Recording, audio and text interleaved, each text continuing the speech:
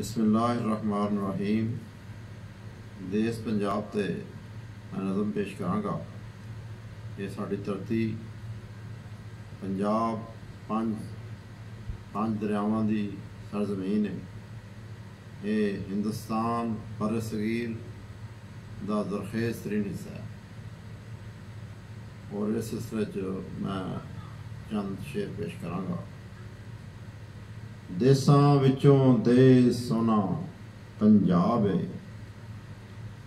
ये मेरे पाकिस्तान दी जिंद जान है। ये देश हरे भरे खलियाना दा, ये देश मेहनत कश दहकाना दा। ये धरती है पहाड़ां ते सब्ज़ाज़ारां दी, ये धरती है नहरां ते दरियावां दी।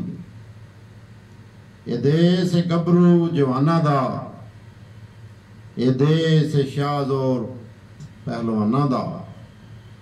ये देश गबरू जवाना दा, ये देश शाहज़ोर पहलवाना दा। ये आन मेरे मजदूरां दी, ये शान मेरे किसानां दी।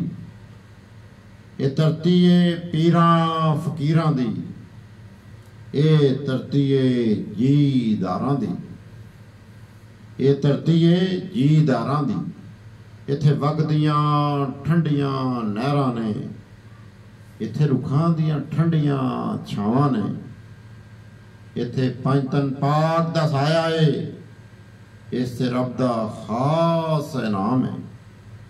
मां धरती दा हमेशा दम भरिए, इस नाल हमेशा प्यार करिए।